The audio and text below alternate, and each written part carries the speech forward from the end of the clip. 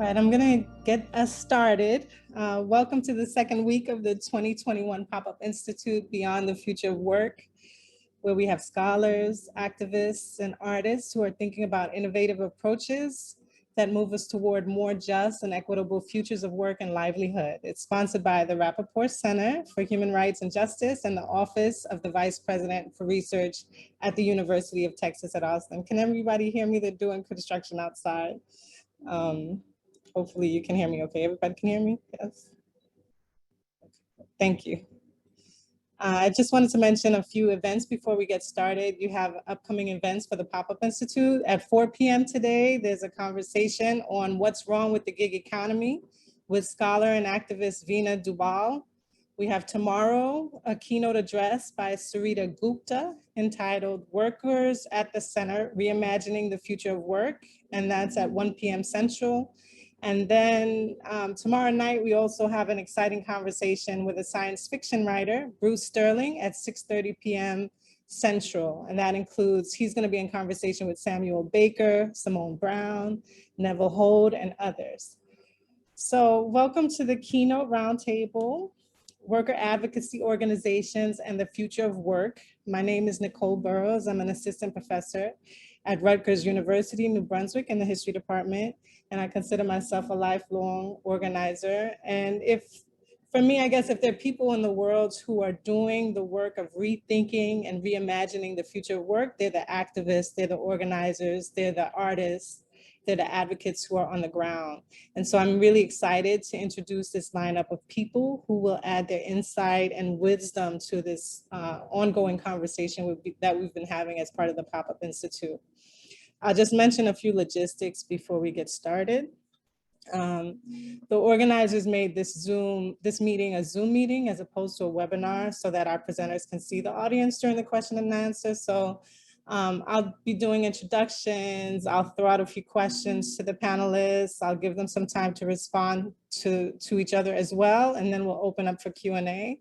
And so at that point, we will ask you to put your cameras on if you don't mind. It's easier to really talk to people when the cameras are on, and definitely write down your questions and engage, because we're really hoping to have a generative conversation. You can raise your hand during the Q&A or your virtual hand and I'll call on you. You can also feel free during the conversation to type comments to everyone in the chat. If you're watching from YouTube, please enter your questions in the YouTube chat and our student team member will pass them along to me. I also should mention that we're live tweeting. I think Sarah will put the handle in the chat, and so please follow us. So are you all ready? Let's get started. You ready? Everybody's ready? Yes? Okay. So our first presenter will be Katie Joaquin. She's the Deputy Director at Jobs to Move America. Katie has been organizing to build power in low-income and immigrant communities for over 15 years. She helped to found and lead the California Domestic Workers Coalition, serving as their director for 5 years and working with thousands of household workers and supporters to win the Domestic Worker Bill of Rights. Katie brings her love of leadership development and strategic campaigns and her commitment to fostering a culture of collaboration and accountability to JMA as the deputy director. Next up, we'll have Emily Timm, who has fought tirelessly for workplace justice and immigrant rights in Texas and across the country for over 20 years. She's co-executive director at the Workers' Defense Project, an organization that she co-founded in 2005. And she has since been instrumental in building the organization into a statewide powerhouse that empowers low-wage construction workers to achieve fair and safe employment. We also have Lenny Sanchez, who is the co-founder of the Independent Drivers Guild of Illinois. And before launching the Illinois chapter, Lenny worked for years as an Uber and Lyft driver. They co-founded the Gig Workers Matter, which focused on bringing awareness to issues within the rideshare industry, organizing workers and building power to ensure elected officials support common sense reforms that protect the rights, demands, and well-being of gig workers. Next up, we'll have Lise Soskolne, who's an artist and core organizer of Working Artists and the Greater Economy, WAGE, a New York-based activist organization that was founded in 2008. Wage's mission is to establish sustainable economic relationship between artists and the institutions that contract their labor, and to introduce mechanisms for self-regulation into the art field that collectively bring about a more equitable distribution of its economy. Along with many others, Lise is the co-founder of Wage and has been its core organizer since 2012. And last but not least, and hopefully he'll be here if he's not here already, we have Richard Dobson, who is the co-founder and project leader of Asiye eTafuleni in South Africa. He's an architect by training. He worked for over 10 years for the eTafuleni municipality as a project leader, first of the Warwick Junction Urban Renewal Project, and then for the Inner City Renewal Program. He left the city in 2006 to co-found the organization and focus on offering design and facilitation services to those working in the informal community economy. So we have a fantastic lineup of people who are gonna speak to this topic, the future of work. And I'm very excited to host all of them today. And we hope that you'll ask them a lot of good questions and engage them. So many of them have taken a lot of time out of their schedules, out of their lives to be here with us. And so we want to definitely engage them as much as possible. So I wanted to start out by asking each of you to speak about your work relating to the research clusters that are part of the Pop-Up Institute, and talk about some of the biggest challenges that face the workers that you engage with and represent in this moment. So why don't we start out with Katie? Absolutely. And just first off, I'm just so thankful to be in the presence of such incredible organizers and community members, and what I think will be some inspiring conversation this morning. And like Nicole, I have some construction going on outside of my house. So we have construction workers connecting us across the country. So apologies if there's a lot of background noise for a moment or while I'm speaking today. So as Nicole mentioned, I come to Jobs to Move America from the domestic workers movement. I was organizing at a time when worker centers across the country were first starting to coordinate nationally in what is now the National Domestic Workers Alliance. And in California, helped to found the Domestic Workers Coalition. And, you know, to make any shifts in the industry, we had to really shift deeply entrenched mindsets, change the terms of the debate. And we did, we really shifted the narrative around domestic work is real work. And not only that, but that domestic workers can organize. And that's what we're doing with Jobs to Move America. We're, showing that the industrial labor movement isn't dead, that we can organize and build a movement for civil rights unionism in the South, in the US context. And we're working to change the thinking about the role of government and standards for corporate behavior, and innovating some concrete tools to do so. So I'll share a little bit more about those later, but we have the US Employment Plan, or US Jobs Plan, which is essentially about developing high quality jobs with equity requirements, doing that through public contracts, public procurement. And so we also have community benefits agreements, and these are legally enforceable agreements between private corporations and coalitions of community and labor groups. And so we use these to ensure a wide range of high road job standards and equity measures.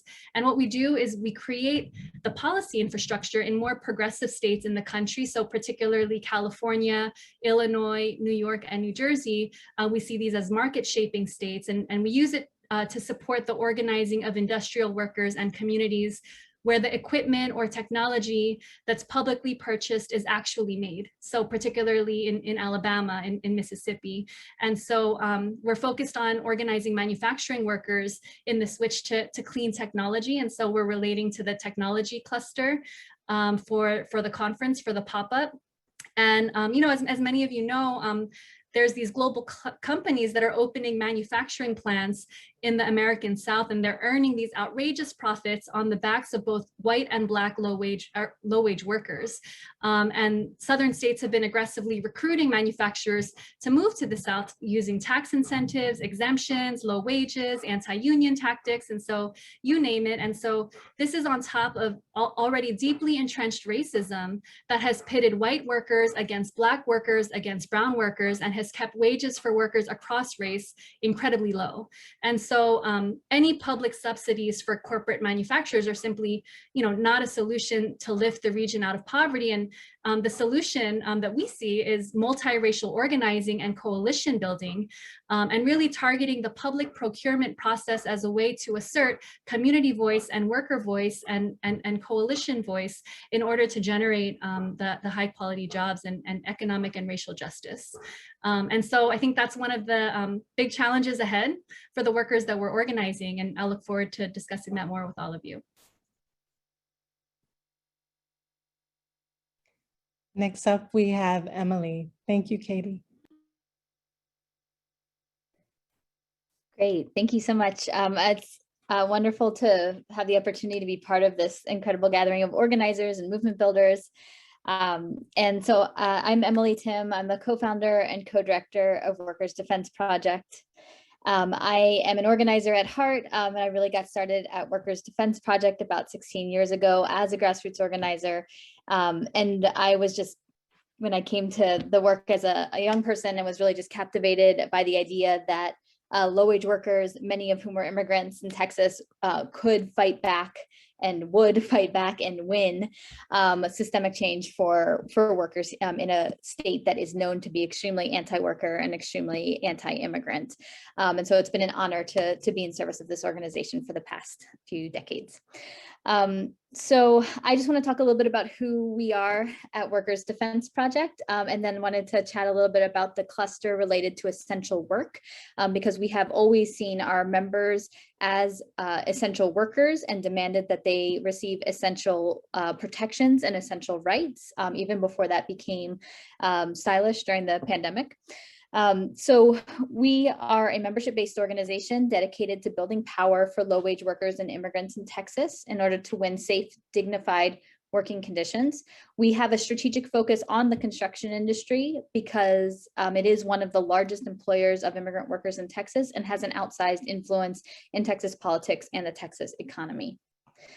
So we have offices in Dallas, Houston, and Austin, and we wage and win policy campaigns with our members in leading these strategic efforts to raise standards. And we've been able to win groundbreaking protections for workers, basic protections, but they're groundbreaking in Texas, like rest breaks, paid sick leave, and Better Builder construction standards, which are, I'll talk a little bit more about our Better Builder program, which is an effort to really raise standards and create good jobs in the construction industry.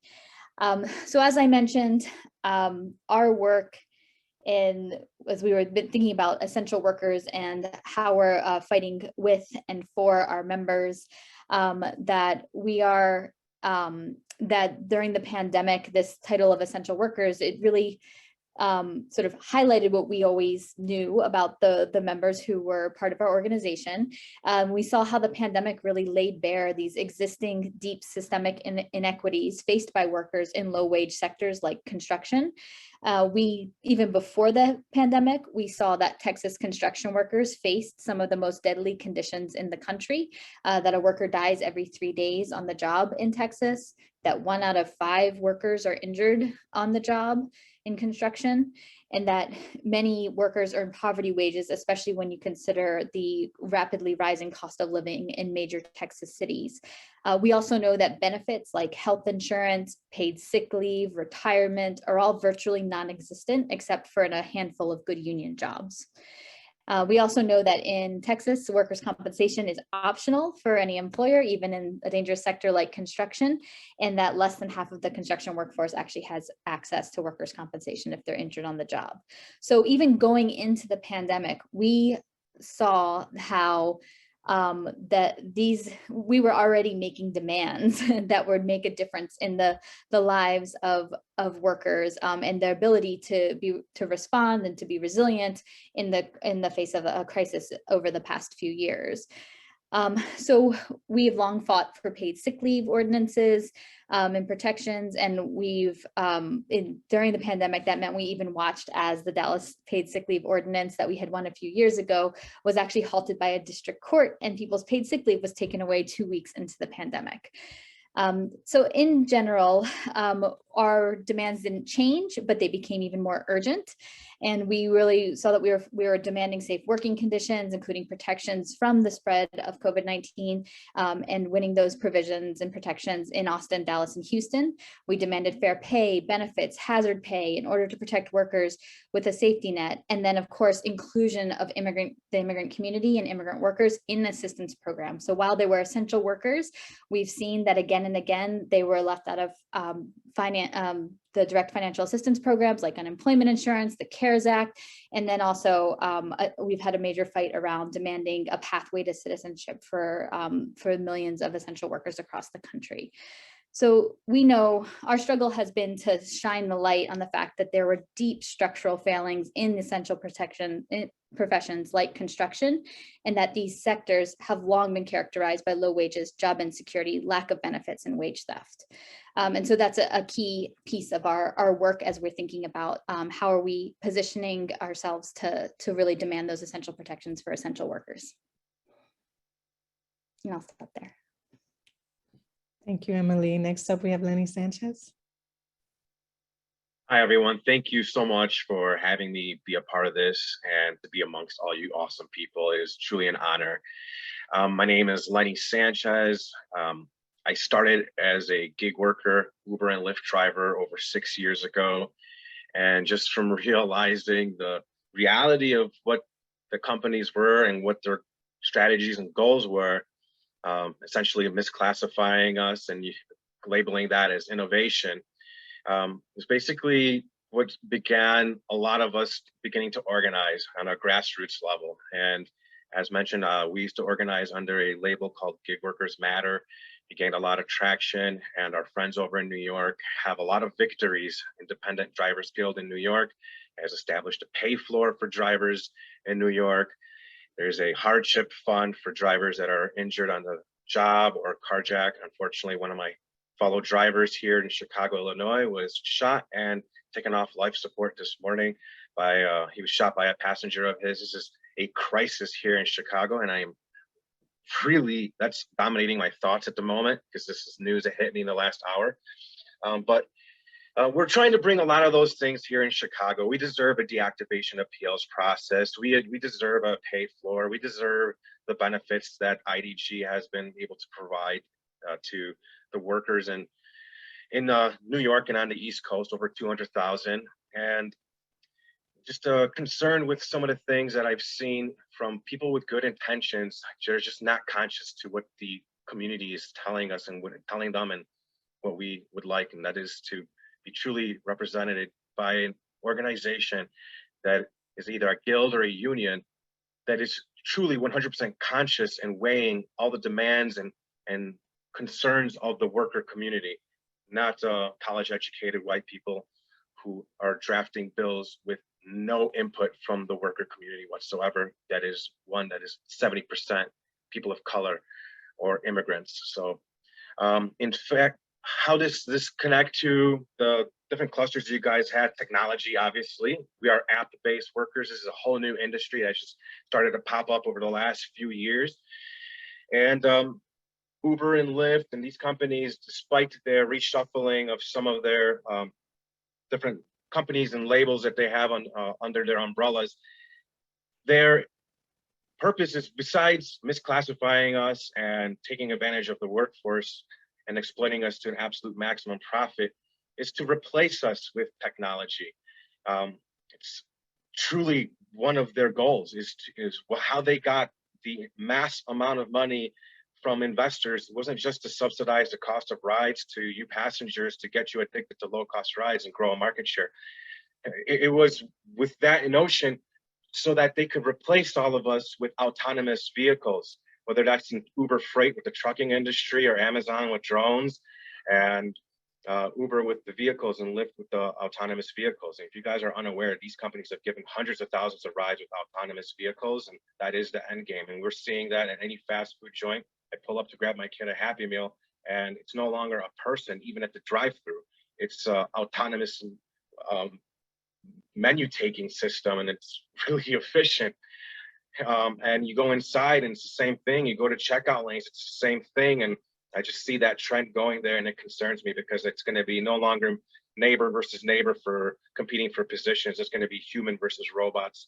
And in the meantime, it's these people misclassifying us left and right. And some people, like I said, with perhaps the right intentions, but just unconscious of what the drivers want and the workers want.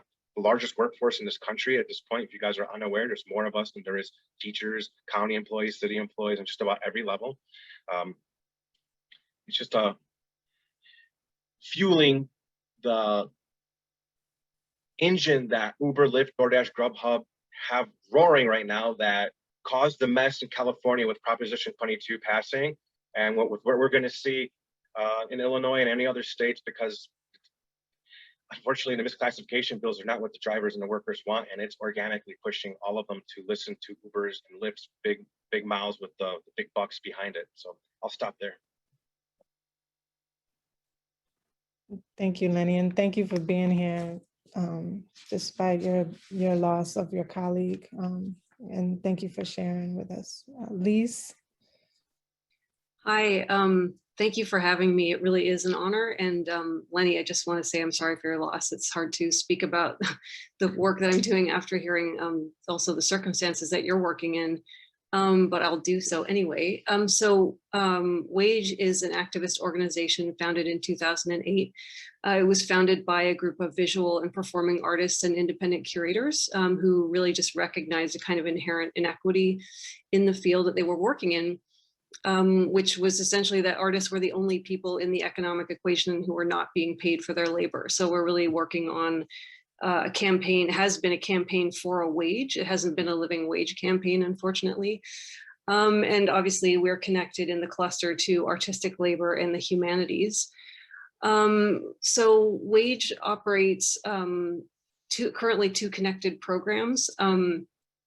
And around this, essentially stemming out of a focus on a single achievable goal, which is the regulated payment of artist fees by nonprofit institutions. So it's super focused campaign.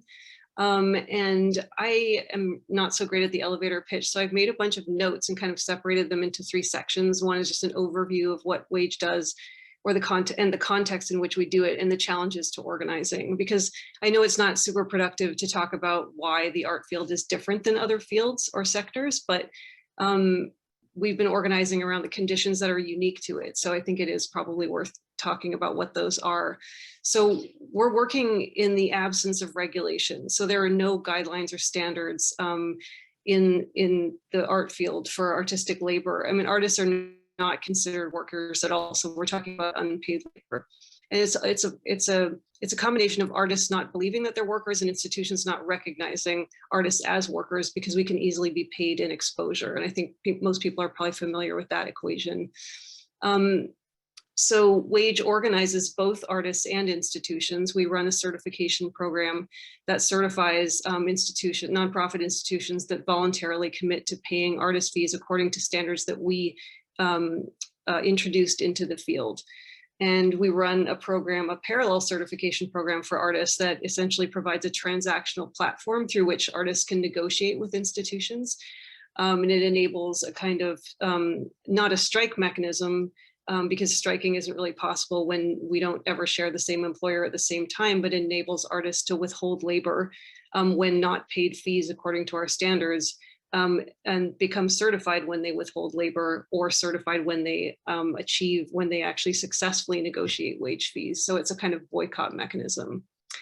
So what we're doing really, what we have been doing is really defining value. So defining the work artists do as labor, and then placing a monetary value on it, or as I like to call it, pricing artist labor. So core to this has been, as I said, an effort to make artists and institutions understand that artists are workers and not entrepreneurs or just doing it for the love of it. We do that within a very narrow and specific context. So that context, I think the thing that's sort of unique about the art field is there's a huge amount of affluence. There's a dependence on a billionaire class for funding, because there's almost no government funding provided. So this causes it's causing the constituency of the art world to kind of be catering essentially to a billionaire class, which is causing a kind of homogenization in the field of people who are capable of doing that.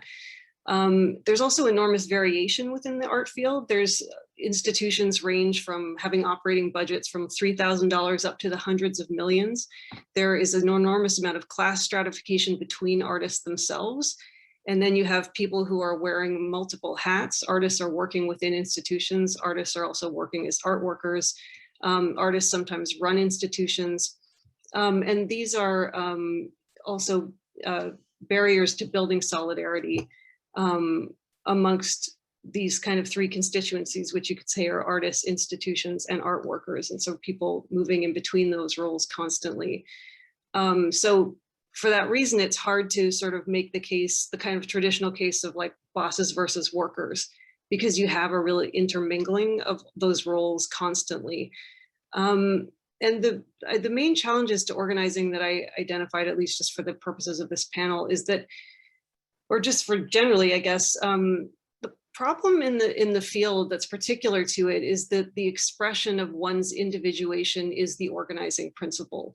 So meaning that the way that you gain currency in the art field is to define yourself and your work as new and different from others, which means that it's really hard to build, to collectivize leverage and to build solidarity between artists themselves, but also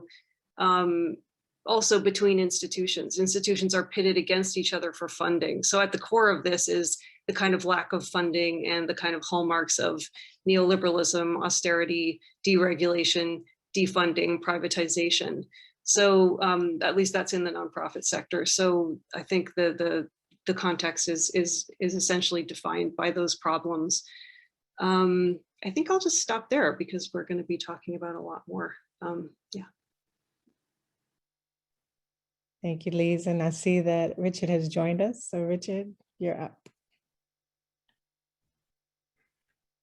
Greetings, everybody. Sorry I was late in. Nicole might have explained part of South Africa's challenge is limited energy, but maybe it's topical seeing me talking about informality. We're having to deal with it. So now my name is Richard Dobson. I am now from the other side of the world, Durban, South Africa. We representing a small not-for-profit. We work alongside informal workers who use public spaces for their livelihoods. Typically, people would understand those to be street vendors, market vendors, but the collective obviously ranges with a whole lot of other people. It'll be market barrow operators, it'll be people salvaging waste, etc. So it's a whole range of activities other than those that would be typically presented. My origins into this work as an architect came in from inner city regeneration, particularly in the post-apartheid years in South Africa. And then having left that work, co-founded the organization that I'm now talking about. So in the regeneration work that we engaged with, we started to believe that in addition to the core principles, which are obviously key, and it's already been represented by many of you, is organizing as a key principle. So a lot of our close colleagues are also in the sector. Organizing social protection is key. But our small little group took an interest in particularly urban design and starting to see that, and we now believe that this is a pathway to recognition and a pathway to dignifying the work that people are doing in public spaces. So typically what would happen is that a huge amount of prejudice would be projected upon people who are presenting themselves in public spaces for informal livelihoods. And often that is because of the conditions that they work under. And it's a kind of a double whammy, really, a double prejudice, because first of all, because of the management regimen that they're working under, often through very unsympathetic enforcement, they can't accumulate appropriate infrastructure to work with, they can't accumulate assets, and so clearly they don't look like professionals operating businesses in public spaces. And so we believe that if you can bring high quality design, you can have a real interest in what the public space looks like, and that's not just a designer obsession, but it is actually, we believe, a form of protectionism and a way of actually dignifying and presenting those activities in a way which can actually change it. So if we were to look at the question about the clusters, and I won't go into the detail, but I think we, in many respects, cover many of them. And I say that simply because one of our challenges, and part of what I've tried to explain, is that we're trying to present the workplace, well, the public space, as the workplace. And if it is the workplace, then it starts to need to, for instance, cover the care economy. So many of the informal workers have care responsibilities. They bring their children to work with them. So we have a program which is now trying to innovate around how that can happen. Clearly, it's about essential work. It's already been mentioned.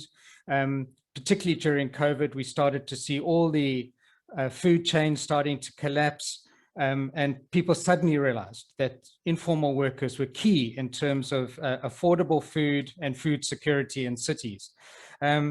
So clearly, it's about essential work, but predominantly, it's about, obviously, work in the global south.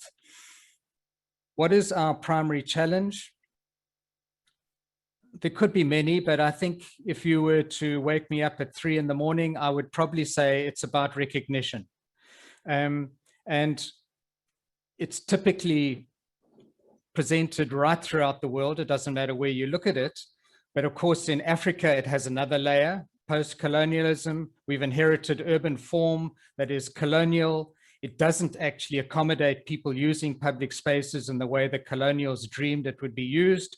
And then, of course, in South Africa, there's yet another layer, and that's the apartheid layer, which excluded Black people from these urban settlement, the core part of urban settlements anyway. So we've got huge dysfunctionality in terms of our urban form. We've got complete lack of recognition about informality in public spaces as being an urban typology. And so recognition is really, I think, one of our key challenges. So at the moment, lastly, to conclude, the primary instrument that manages informality is just very, very rudimentary and very, very exploitative. And it's about a permit. And the permit really then brings down huge levels of enforcement, punitive, corrupt enforcement. And we believe that is completely unprogressive. And we believe that we need to be moving towards an urban design and design approach, a planning approach, to actually secure the presence of urban workers in public spaces.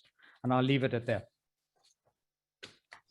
Thank you all so much for all of those comments. I mean, I think that we hearing about the different challenges that you face in these different contexts is really important. But I also think there's something that all of you have in common, despite the very different contexts that you're working in, and that's this idea that the people that you're working with can't be organized, right? People always say that about all these different sectors, right? And so I think it's important to let the audience know what kind of strategies you use and to give us a concrete sense of those. I know some of you started that already. And also if you want to talk about some of the theories that might undergird your work, but if you could give us a sense of your strategies and how you're doing this work that people say is impossible sometimes.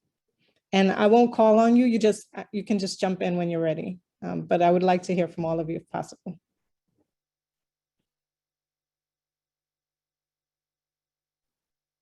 Happy to get the ball rolling. So with Jobs to Move America, our tagline is public goods for the most public good. And so essentially that every public dollar needs to result in high quality jobs, equity measures, and environmental protections, especially now. You know, we really need economic growth in COVID impacted communities. And so we look at the public procurement space as a key place to do this. It makes up 12% of the US GDP.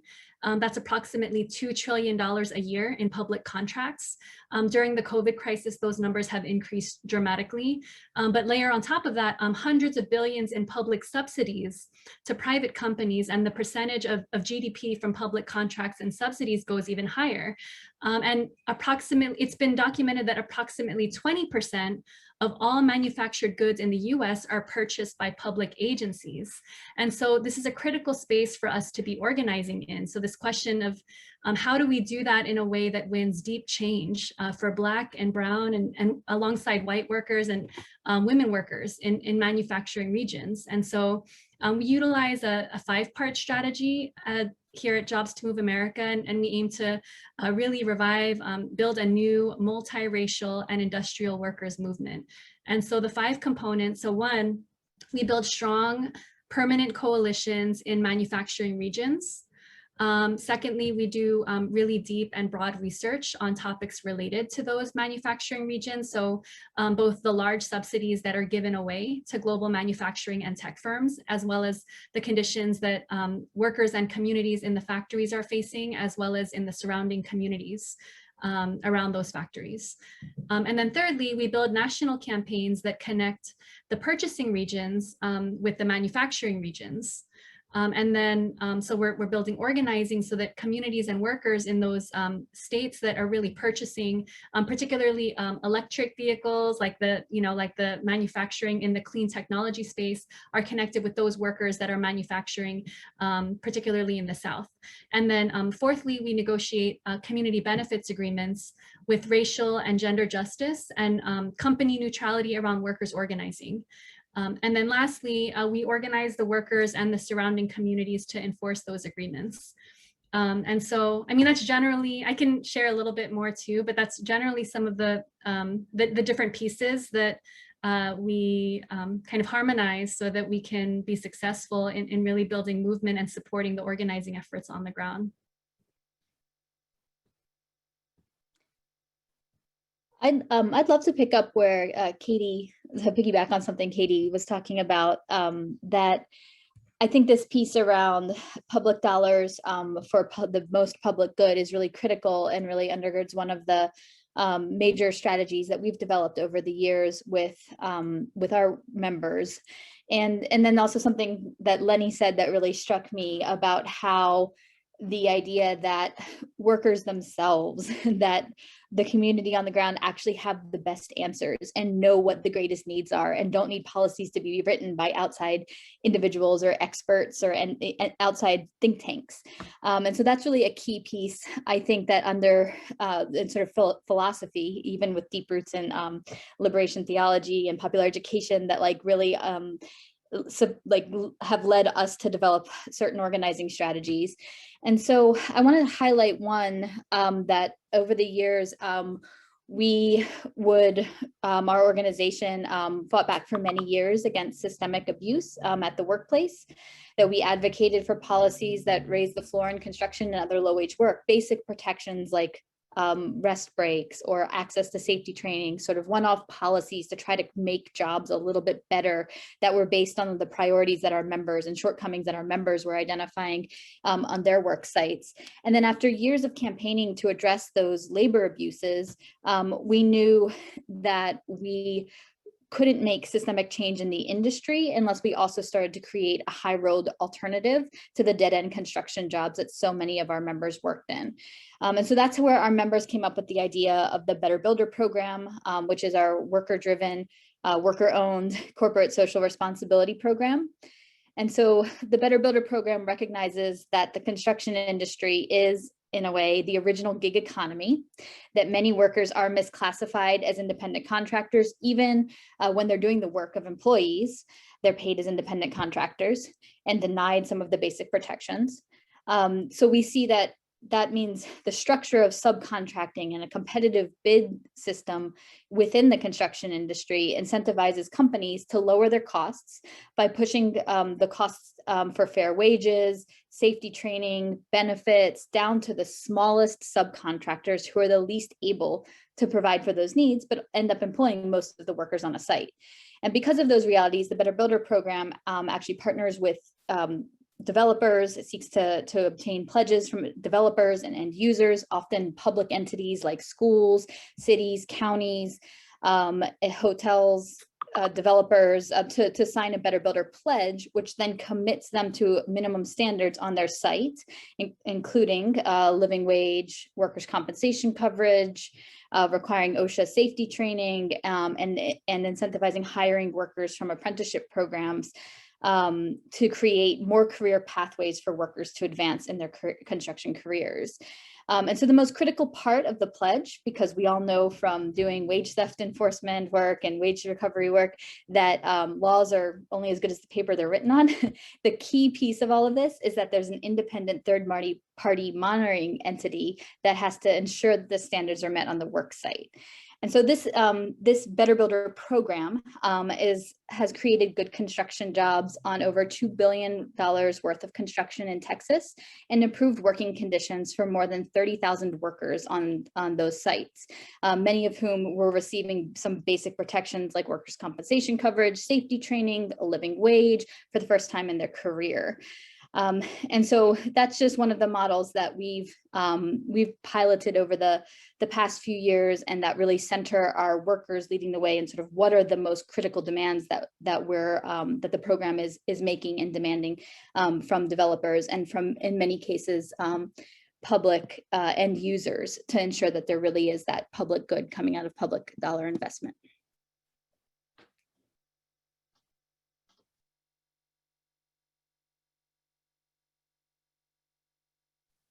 I'll jump in here. That was awesome, Emily. Strategically for independent drivers guild, so everything is a little bit different, because this whole gig economy with app-based gig economy is still very new in its infancy. And we believe that the end goal is just so basic. It's just to empower the drivers, and obviously having collective bargaining rights is the way that workers have that power. So because this is such a new industry, to go the traditional route is something to us that just doesn't seem feasible. And it also fuels everything that these companies need to carve out a new third way, or third classification, which is basically a nail in the coffin for the working class, middle class, in my opinion. So we're strategically, as an organization in New York, you guys may be aware, we've introduced a bill, and it's going to be voted on. And it's basically carving out sectoral bargaining rights for the gig workers, app-based gig workers. Somewhat similar to how has happened in some other industries. We believe this is the only path that is feasible for us to take, because if we were to support a misclassification bill, we know that the same situation would arise as what happened in California, whereas you're gonna have a very small number of people that will be understanding the benefits of that, or whatever this, and the reality of the misclassification that the workers are facing. Very few will understand and support that. And the vast majority of the workers will be organically drawn with the fancy words and messaging from the large companies, like happened in California. And it's happening here in Illinois, and it's very concerning, because me and my colleagues, we're out there, we're on the boots on the ground, talking to Uber and Lyft drivers and DoorDash Grubhub drivers every single week, multiple times a week. We've talked to multiple thousands of drivers this year alone from the beginning of the year. We don't care what the weather is, we're out there. And I can tell you guys, might shock you guys, I might not. We've probably, I'm guesstimating, talked to around 3,000 to 4,000 people in person. One, about 2 days ago, told us that they think that we should be classified as employees. One. Whenever we're out there talking, the first thing that, if anyone's conscious of it, is like, you're not trying to do what they did in California. You're not trying to make us employees, are you? Because that's not what we want. We're like, no. We're here to represent what you guys want. And if that means to be employees, great. Let's go fucking fight to be employees. And if it's to be independent contractors, then great. That's whatever it is. So the only way that we can have true independent contractor status, or true benefits and everything that employees get, is, I'll mention the PRO Act here in a second. Yeah, I'm concerned about the PRO Act. I love the PRO Act. It's just not going to pass. I'm not burst anybody's bubbles. I mean, we're not going to get 10 Republicans to flip here. It's just not going to happen. So I would love to see the PRO Act pass. But back to my thought here. The only way to be able to get empower the drivers is with collective bargaining rights. To go the traditional route would be ideal, but that's just not going to happen because the drivers are going to organically get pushed towards the third way that these companies are going to try to carve out, just like happened with Prop 22 in California. I know they can't get propositions on the ballot here in Illinois, but there's other paths, and we know that there's going to be a bill for their carve out once the misclassification bill more than likely passes here, because we know it's been shopped really hard. And unfortunately, it's been shopped by people that have been paid to support the messaging and don't want it themselves. I know them personally. I'm going to blow this up here, but it's a really, really crazy situation that is truly concerning, that the workforce is totally being ignored. Their ideas are thought of being inferior. It's not only condescending, in my opinion, like I said, it's racist. Because the workforce is made up of over 70% people of color, people who look like me and my friend Kevin, who jumped on here. That's just the reality of it. And the people that are doing this are from well-to-do neighborhoods, they're college educated, and they're getting paid salaries to tell us that they're smarter than us and this is what the solution is. And it's totally pushing everybody away. So strategically, because this is such a different industry and it's so new, we're not under one roof. We're not all on the same farm. We're not on the same warehouse. And organizing drivers is so different than it is anything else. You have 4% retention rate in this industry yearly. So you have a massive turnover. So the defining body, it's like, how do you get to that point anyways, an agreement? I'm kind of losing my train of thought here, but it's so different because we're mobile. We're not under that one roof. So we have to go to the most different places, have minute-long conversations with people. It's not like I'm seeing the same people over and over and over and over again at the break room or in the parking lot outside my office, and I'm trying to organize them. This is a totally different animal. It's a totally different beast that none of us have ever truly tackled anything like this. And that's why we think that, you know, I define winning by doing whatever it takes to empower the drivers, not by following policy or winning elections. It's by doing whatever it takes, even if that means getting myself arrested or having people in the neoliberal circles not like me and talk down about IDG and pass falsehoods about us and talk about us being a yellow union, because we are not. I'll stop. Maybe I'll follow you, Lenny. Just in terms of, I mean, in terms of artists being impossible to organize and so incredibly atomized. And I guess that's why Wage is more, and since the beginning has been focused essentially on organizing institutions instead of artists. I mean, we do organize artists now through a kind of solidarity union model, but initially and still the power has really been in organizing institutions. And that was through introducing tools for self-regulation or mechanisms for self-regulation into the field. To put those tools in the hands of institutions and change institutions from within. So I think maybe what's different about what Wage does, different from what I don't know, but that we work both with and against institutions at the same time. And so that's a kind of a combination of, as I said, providing this program, a kind of a way for them to reform themselves, but also over the years, we've done lots of naming and shaming.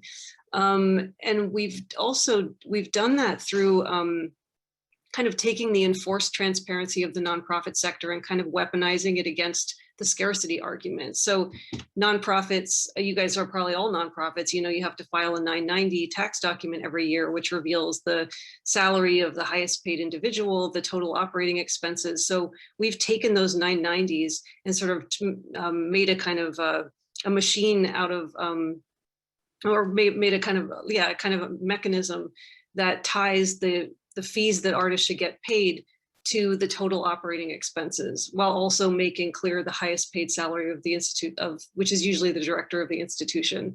And that highest paid salary can be in the millions of dollars. So kind of triangulating the poverty wages that artists make to the highest paid employee to the total operating expenses, sort of saying that the more money an institution has, the more that artists should make in relation to that.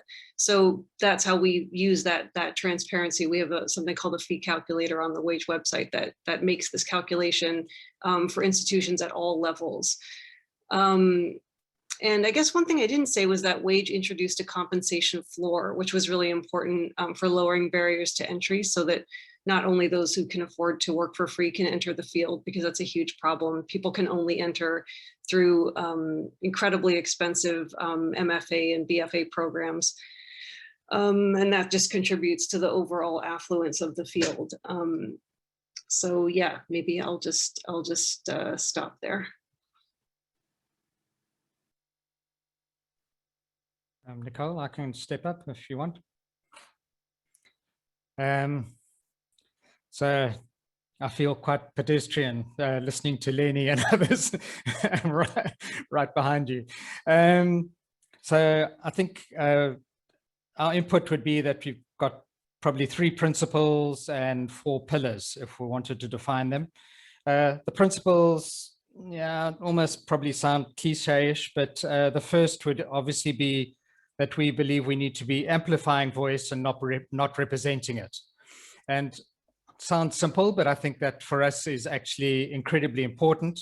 We're not on the coalface, we're not on the ground, we are not facing the police on a daily basis, we are not having to make street level business decisions which either mean our businesses succeed or fail. So we think that's in fact important. And so with that would be what we describe as working alongside. I've already mentioned that. And I think that might be because of the nature of what we do. We are essentially offering a design service, and we are trying to make that awareness available to individuals who are in the working situation. They're already committed, they're on the street, they are present. And this is in a sense adding another layer, which we believe ultimately will be their defense. And then the third principle is emerging work now, but with absolute conviction, is that we, and many of us have already mentioned that, is that our technique should be participative research. We should actually have the workers themselves engaged in the research and actually producing the preferred answers themselves. And then lastly, we have as an organization what we call 4 pillars. It is clearly about design and urban design. And that's not to say that organizing and social protection isn't important. We believe that's sort of woven into it as a given. But what we do recognize is that design and urban design has a mystique of its own. And in fact, the profession, certainly the built environment profession, can stand accused of turning it into the mystique it is. And so we have a pillar which is called urban intelligence, which really is observational, and it's invitations for workers themselves to start to articulate and define design principles, what's important to them on the ground. And then none of the work could happen without straight advocacy. We do have a lawyer in our team, and we have needed to bring legal and litigation. And we're proud to say that one of the cases we assisted with has actually challenged our South African constitution and declared some of our city bylaws unconstitutional. And then lastly, education for us is important. It sounds patronizing, but in many respects, there's a huge amount of education that's needed, both in terms of built environment professionals. We spend a lot of time educating school-going children to actually, and this is obviously a bit of a South African kind of quirk, coming from apartheid era, many of our communities are still not integrated and assimilated into what is happening on the streets, and then spend a lot of time educating built environment professionals and also researchers in particular. So I'll leave it at that. Thank you all very much. I'm just going to throw out one more question or 2 more questions that you all can answer, because I definitely want to open it up for Q&A. I feel like we'll have a lot of commentary and questions from the audience. But my last, I guess, 2 questions would be, and feel free to also respond to each other if there's other things that people said that moved you or made you interested in making a different type of comment. But what is your vision? What is your vision for a more just and equitable future of work and livelihood, or a more just world? But also, what makes it worth it, right? Why is it worth it to do the kind of work that you're doing? Why is it worth it?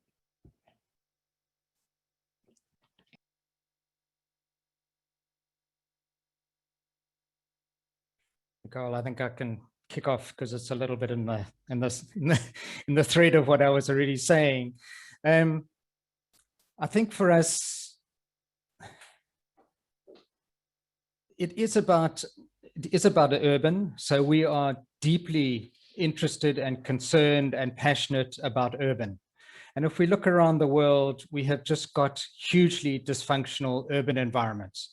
They're exclusive, they're racist, they're genderist. I mean, whatever ists you want to produce, they are it. And particularly for people who are trying to earn a livelihood in public spaces in the context that I described, there is just no urban space for them in whatever way you want to describe it. There's no planning provision made for them. There's no imaginative way in which their activities are managed, even if there wasn't a planning regimen for them. And so at every turn, you have got individuals who are wanting to get a toehold into urban life, and they're not allowed to do that. And so at every turn where they're trying to build up capital, they're trying to establish themselves in whatever way, they are frustrated. I mean, we know from research, for instance, that if someone is moved from their location where they are working, it can take them up to 10 years to reestablish that network that they have actually established. So the lines of communication network are incredibly fragile. So is it worth it? Absolutely, because we've invented all sorts of names for informality. We're calling it the gig economy. We're calling it this and that and the next thing. But we are in straight opposition to a world which wants to see a world looking completely different. And that completely different world doesn't include people who are trying to, with their nails, get a grip in terms of coming into the city and being part of an economy that's functioning and working for them. So it's absolutely worth it.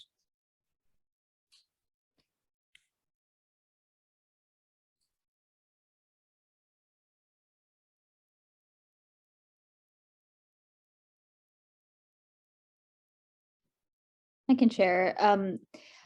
It's almost funny to answer this question because it's just, for us, it's just like such a basic outcome that we're seeking, that our vision is just, it's just such a fundamental thing. I mean, we work with folks and members who these things are not assumptions for them. So just like working for workers to have voice and to have power at the work site, working for the simple outcome that workers would be able to come home to their families at the end of the day, that they have pay and benefits that actually provide for them and for their families, and give them the economic security to be able to have a good quality of life, to be able to afford the basic costs of living, and to be able to afford to really thrive.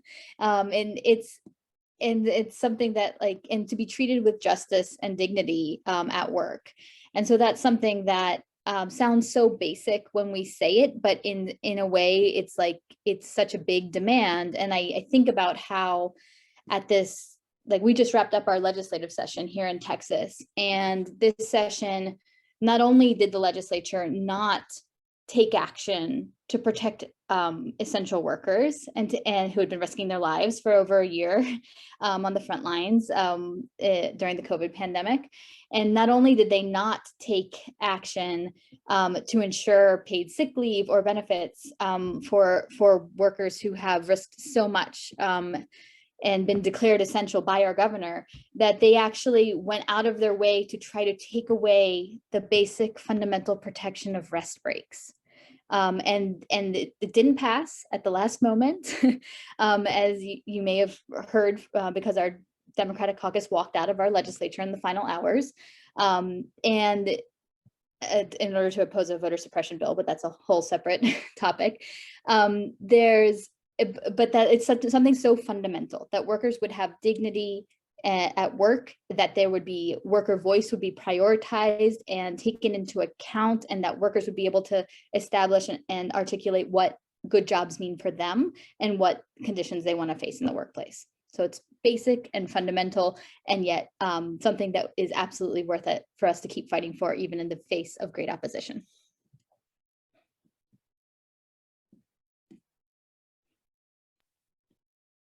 Love hearing dignity. It's on the back of my shirt. It's the saying for IDG, to drive with dignity. And yeah, I mean, the vision would be to no longer have algorithms and technology be our bosses and our competition. And yeah, I guess that's just the vision. And I'm forgetting the second part of the question here. I'm sorry. Why is it worth it for you to keep doing this work, even though it's really hard? It's the freaking future of labor that it's at stake here. The future of everybody's sake. It's going to be literally the crushing of the middle class and working class, and the division between us and the Jeff Bezos. Just not that it's already not on the table.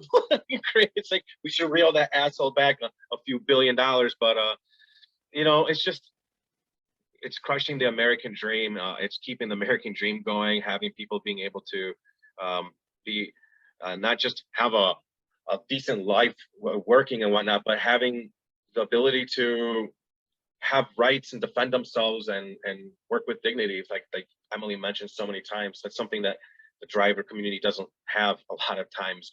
We are constantly humiliated by our passengers, asking us how we afford our cars. Does Uber give us our cars? How little money we make?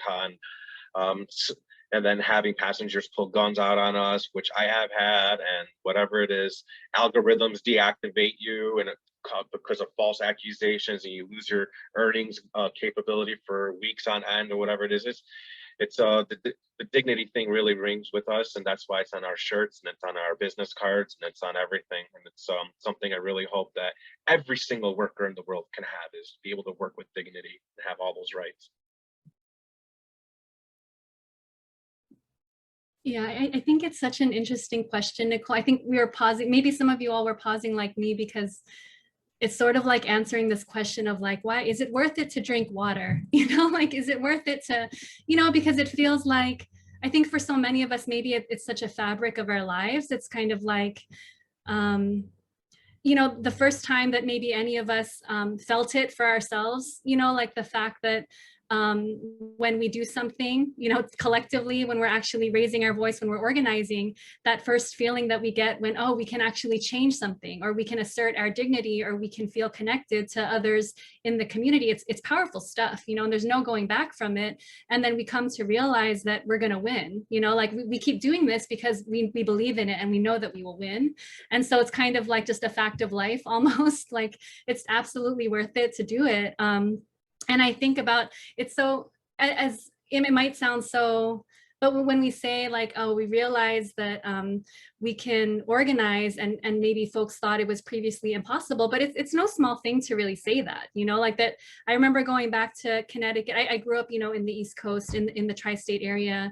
I was in Philly, and then many of my like family members were working as domestic workers in the tri-state area. And it was so interesting because when I first understood the industry, I understood it as something that was static, unchanging, and that would always be their response to us. If they would come up against challenges, they would say, we would ask them, why do you take this? Or, you know, like, why do you stay in this position? Or can't you do something? And they would always say, that's just how it is.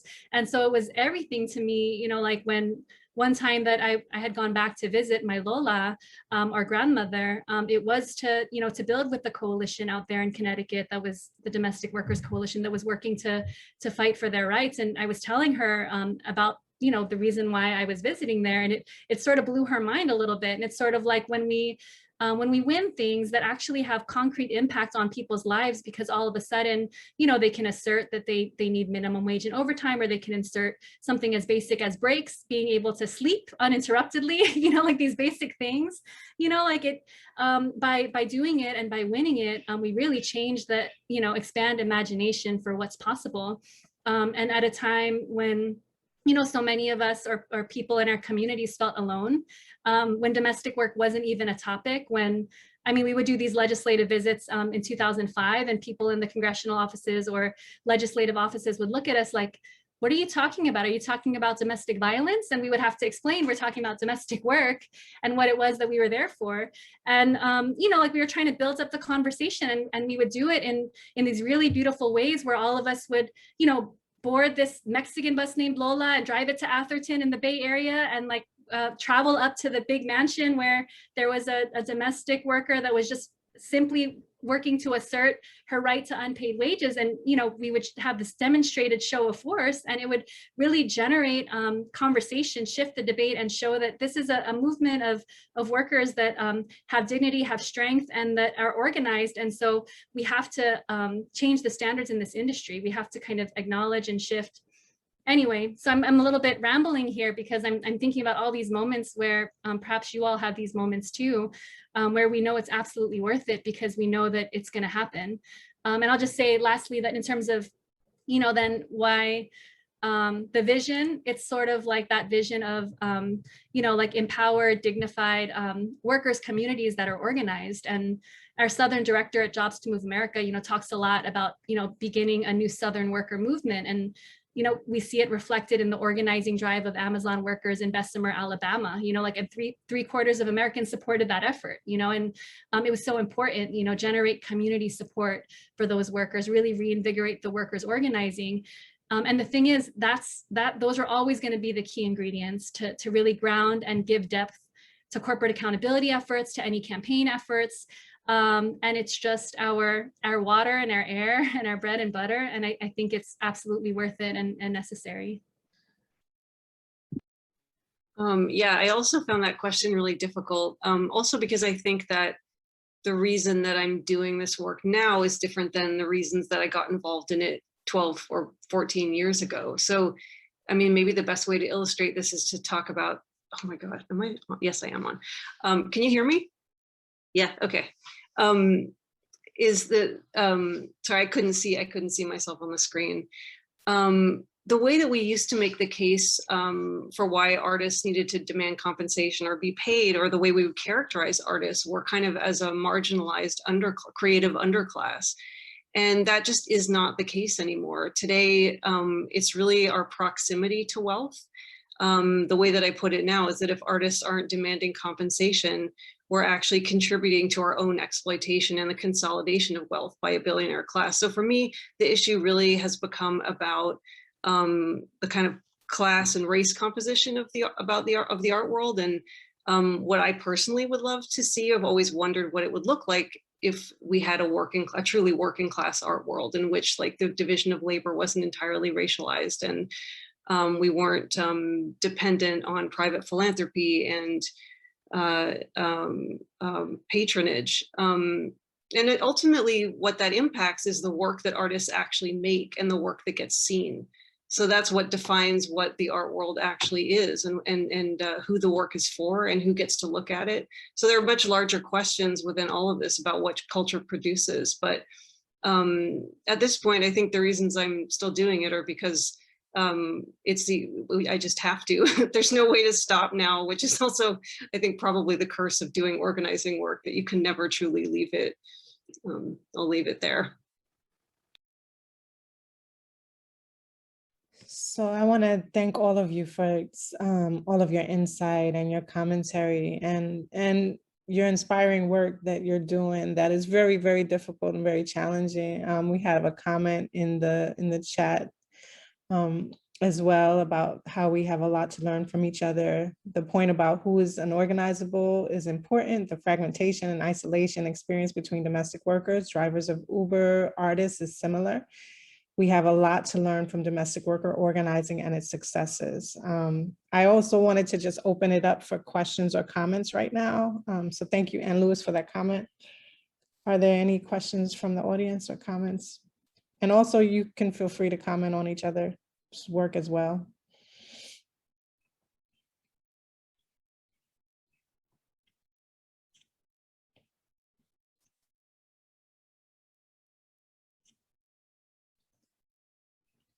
Not all at once.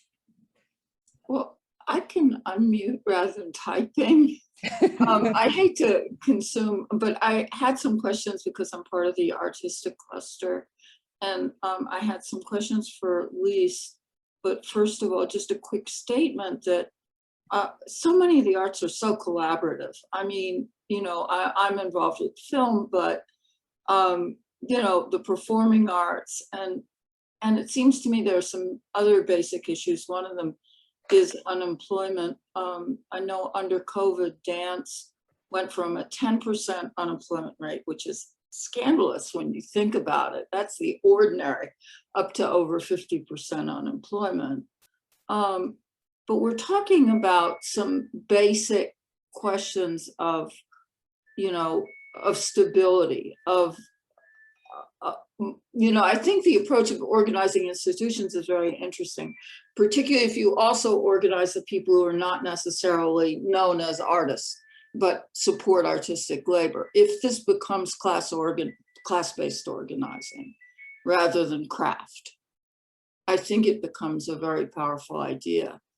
But I just wanted to emphasize that, you know, sometimes people think of artists as being individual and unconnected to their own base communities too, when there's a lot of much more collaboration and solidarity, potential for solidarity among artists. So it's just a comment, but I also was very interested in this approach of organizing institutions and how do you raise this demand for public funding, which I think is the only way you begin getting equity in here, or non-commercial work. Yeah, thanks for that comment. That's true. I'm glad that you brought that up. I guess because WAGE was sort of founded around organizing within the visual arts, nonprofit visual arts presenting context, which is not so much performance-based, but you're absolutely right that there is a lot of solidarity and work and collaboration that goes on. But I think there's a lot of also just there's just so much inherent competition between artists. And that's the thing, I mean, that is our great strength actually, is the kind of camaraderie and community that we all kind of, I think most people got into the sector for, like looking for that kind of community. But so much of it is about the kind of networks that emerge through that sociality. So in a way, like we're always working. It's sort of unclear sometimes whether, you know, you're working in friendship or you're working in work. And I think that makes it hard sometimes for people to know, yeah, what the nature of our relationships are. And therefore, like, you know, then money is never spoken about. It's just implied. There's no transparency. But you're right. I think that those are things that could be built on that I, yeah, probably should build more into my analysis. Yeah. But you're right. Also, just on the unemployment thing, I just wanted to say one more thing, which was that artists don't generally rely on the income that they make from their practices. I mean, that's like, actually, those are basically our secondary jobs. Our primary jobs are our jobs that we do in the field. So I actually really think that artists need, like, there's a lot of talk about jobs programs in the arts now. And what I would love to see is artists in the workplace, like artists working in institutions, obviously artists on the boards of institutions, but artists being employed within the institutions that employ them, because that gives us a greater understanding of the context in which we work, and it's empowering. I personally have worked in the nonprofit sector for like 15 years, and that's why I kind of understand how it works. And I'd like to see more of that in addition to greater, higher fees. But I just don't think that living wages are, at this point, possible within this kind of scarcity equation. And that's kind of the problem. It's like, how do you value labor when there's always, the argument is constantly being made to you that we can't afford to pay you. So how do we deal with that? And so having other forms of employment, because I also believe in work, I'm not anti-work. I think that would be also really important.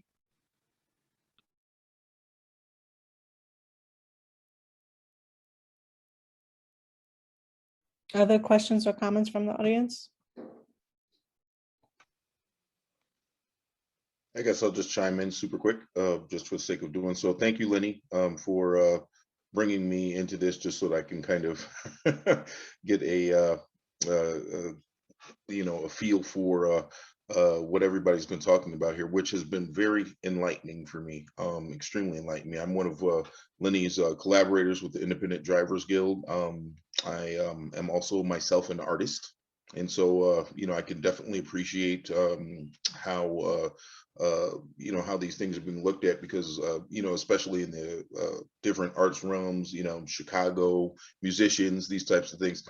These are issues that, you know, that are constantly being talked about, you know, as far as compensation. You know, musicians are generally, you know, just like with, you know, any Uber or Lyft driver, you know, these are independent contractors looking for gig work, you know, as the case would be. So, you know, but, you know, there's always there's always an effort, you know, and I see this on Facebook all the time amongst the musician circles, you know, and art circles that are out there, to try to find a way to standardize, you know, the pay rates, and you know, always people offering different opportunities for artists to work outside of the arts world.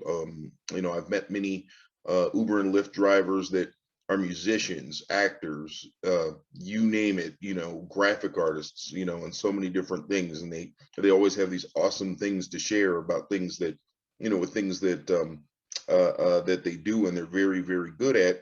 But you know, on the same token, you know, we know what it is. You know, it's, you approach an opportunity when you get one, you're always in a position of trying to look for an opportunity. Just like when you're an Uber and a Lyft driver, you're always trying to find a ride and make the most of your time. You know, so that's this is a very, very enlightening combination of stories, inclusive of the other different exploits. So I'm, you know, I guess the nature of what I'm saying here is just pretty much a very over glorified, fluffed up thank you to Lenny, and I'm so glad to hear from you all.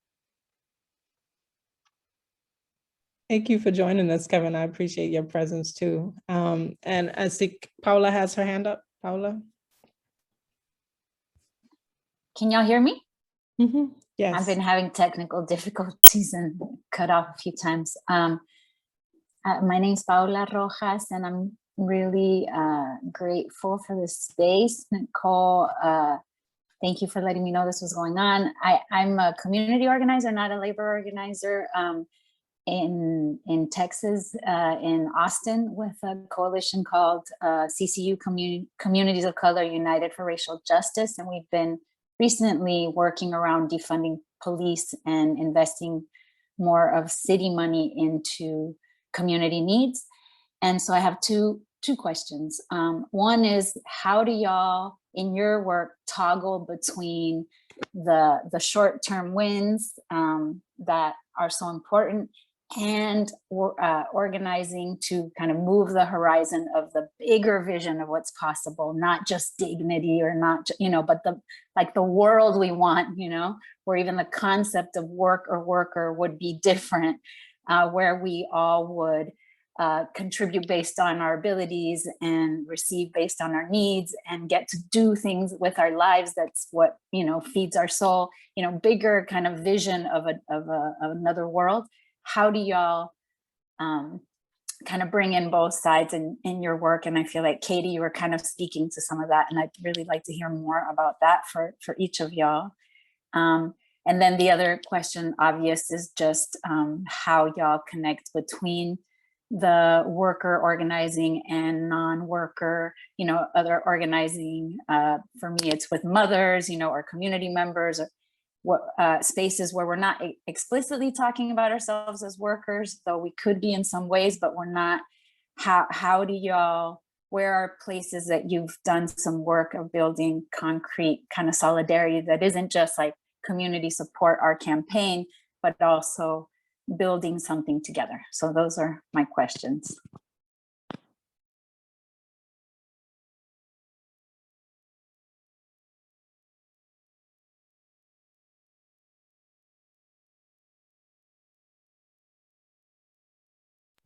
That's a powerful question. We're all like learning so much from these questions as we sit and do our reflections about it. But I think that's absolutely right. What you're like, I think what your point that's also very important is that we absolutely need to be thinking about and celebrating these victories while we kind of build this broader vision and bigger picture with those that we organize of what it is that we're really fighting for long term. And so I really appreciate kind of that point in your question too. One thing that I think we are working to get even better at Jobs to Move America is actually celebrating those small victories. I think we're so used to kind of, the pushing forward to the next big fight, that I think those moments of celebrating the victories, understanding what led us to that, are really important opportunities for us to do some more bigger picture visioning. And so I think that's one thing that we want to start doing a bit more. And I think that what's really, really essential is the way that we raise consciousness, our own consciousness amongst those that we organize, so that we can do that bigger picture visioning together. This can look so many different ways. I think that, for example, like in the Southern program, there's a program around uplifting the Southern worker, education around like basic labor rights and protections, but also looking at the structure of the economy in Alabama, for example. How is that structured? Like, what are the ways that we can really develop some shared consciousness around that, but also build up the worker consciousness and voice around what we could build, what that would look like. I know it seems general, but this is like general visioning that we're really doing together, and I think that it's really important for all of us here organizing in the US context to also be thinking about how we build that solidarity internationally, and how do we understand, the roots and the origins of those workers that we're organizing, especially those of us that are organizing in industries that are predominantly immigrant, migrant workers. What are the conditions and policies in those countries from which they've migrated, and so I know that was a really big thing in the domestic workers movement, for example, that, there is no way that we couldn't look at the structure of the economy, for example, in the Philippines, and the way that the economy is structured to be so dependent on labor remittances, and how is it the labor export program that country kind of innovated, that's now been adopted, by other countries, as if migration should ever be used as a form of development, and so those are the types of things that, we need to also build our consciousness over, like international. I think the Pop-Up Institute is doing a great job with that. Like, I really thank the Rappaport Center, Karen and Neville, for bringing all of us together, for having these conversations. But I think, I guess to wrap up my short answer is that we have to celebrate our victories. We have to build our consciousness collectively, and we have to really create opportunities for that bigger picture visioning with those communities that we're organizing.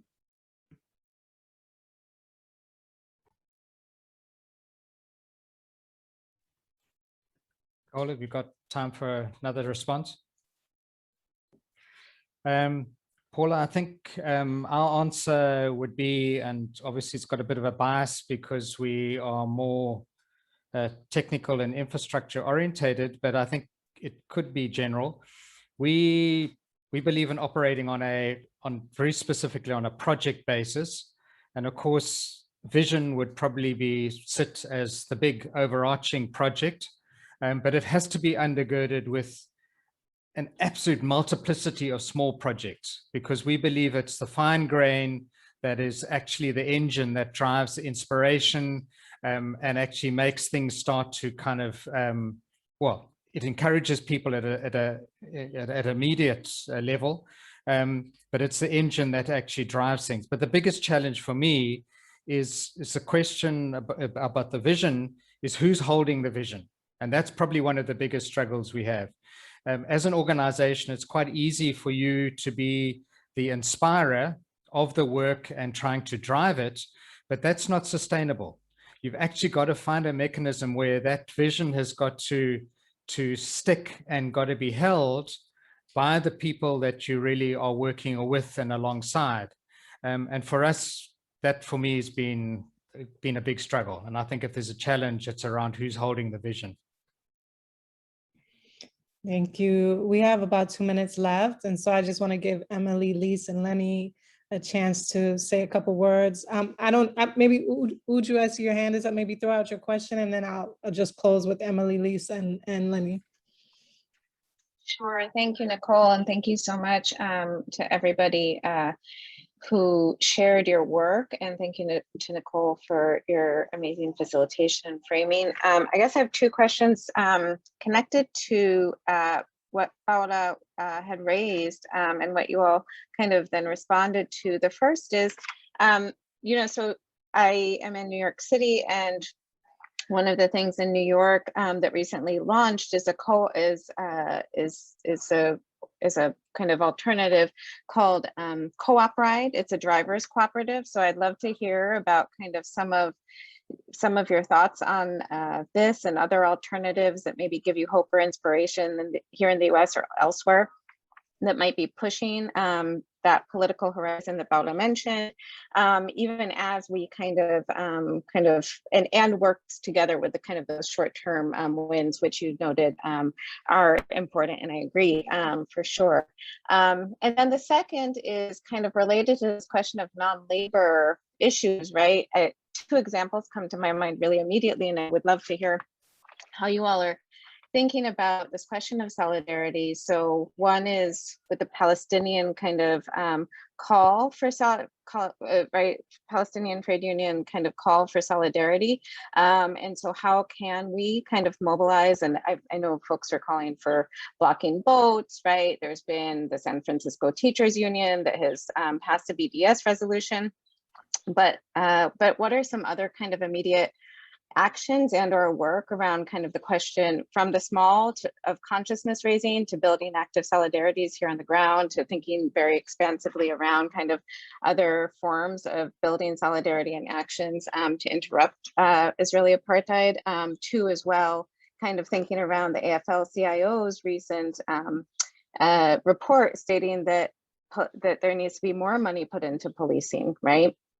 So so how can we think about kind of labor as an expansive realm about thinking about building those solidarities, whether it is around defunding the police here and pushing back against kind of the AFL-CIO's recent report calling for, again, more money, more resources towards policing and more support of their quote unquote workers, as well as kind of then the international solidarity question as well. Thank you for that question too, Uju. So we're running a little bit over, but if the three of you can give us 30-second responses, and then if Katie or Richard want to add 2-second responses, feel free. And then I also should mention that while you're thinking about your responses or your final comments, I just got a message in the chat that there's a conversation tomorrow from 3 to 4 called Let's Keep Talking. So if you're interested in keeping this conversation going, there's an opportunity there. And I'll just throw the list of scheduled events in the chat. So indulge us for 2 more minutes and we'll wrap this up. Great. I'll just very quickly. I think this question about solidarity work and sort of this angle of intersectionality is something that our organization has been thinking a lot about. And like it comes down to the fact that like we see ourselves as organizing with workers, our members are workers, but that's not all that they are. We have a very family-based model of organizing. Their mothers, their fathers, their sisters, and like they're people who are living in the community and living in a community that is like under attack from local police violence, that is under attack from the state government passing anti-immigrant racial profiling laws. And those are issues that we have been working to connect to our fight for our fight for economic justice and for workers' rights has everything to do with Black liberation. It has everything to do with divesting from the police and reinvesting in our community and worker safety and worker protections. And so making those connections is not easy, but it is something that we are trying to figure out how to do and to have those deep organizing conversations with our members on a regular basis, because that is part of the larger vision that we are fighting for, and that we have to keep that in our sights, even as we are going after what sometimes feels like incremental changes, that we are fighting for this much larger vision of what we want our society to look like. In reference to the rideshare co-op that you mentioned, I just heard about that a couple of days ago. I am in Chicago, but I am very active in the rideshare communities across the country and in New York in particular. And I've seen more mention of that. And just co-ops traditionally, obviously, empower, the powers in the workers' hands and everything. It's like that's music to my ears. So I don't want to say anything more about it because I don't know anything about the rates that they're paying and the utilization rate, et cetera. So, but on the outside, on paper, it sounds great. Just like my Chicago Bears team sounds good on paper right now, but I'm not holding out hope for them. Not that I'm not holding out hope for the co-op. It's different. Anyways, and as far as like Palestine is concerned, personally, I've been all about freeing Palestine and been very vocal about it and been called an anti-Semite for years. And I'll wear that badge if I have to, unfortunately, but I'm very happy when my Jewish friends stand with me as well. But the community here of drivers is extremely diverse, as I'm sure you guys can imagine. And in Illinois and Chicago, we have a very large population of Palestinians in the south suburbs, and they have a very large presence in the driver community. So having discussions with them and trying to bridge these things has just been something that has naturally been coming up in our group conversations and whatnot. And then as an organization, we took part in the May 1st, May Day marches that were all about legalization for all. And why? And it's because the community of drivers, so many of them are here with their status not being legal. So, they're just essential workers that had to work all throughout the pandemic with no safety net there. And they're our colleagues. So a lot of people started to understand, they're like, so why would you guys go to the May Day march for that? If it's so, and start having these discussions with these people. And, it just kind of starts to bridge some of these things. And there was people that were there for, there was Jews for Peace that were there and marching alongside Palestinians, waving their flag for free Palestine. And it was just a beautiful thing. And to be there with a diverse group of drivers, for them to see it, document it, share it and whatnot, it was just another opportunity for to have those conversations. We launched officially here at the beginning of the year. So we're still somewhat in our infancy as well too, most definitely. And I just ranted longer than 2 minutes or whatever, sorry. That's fine, because that just leaves me with less time, which is good, because I can't answer that second question. I think it's just too big for the time we have. But I'm going to go back to Paula's question about big picture thinking. I think for me, reflecting back, like you start out with the big picture thinking, that's what like generates the explosion of an organization, or the way that an organization comes on into the field. But then slowly, if you keep doing the work, you start making reforms.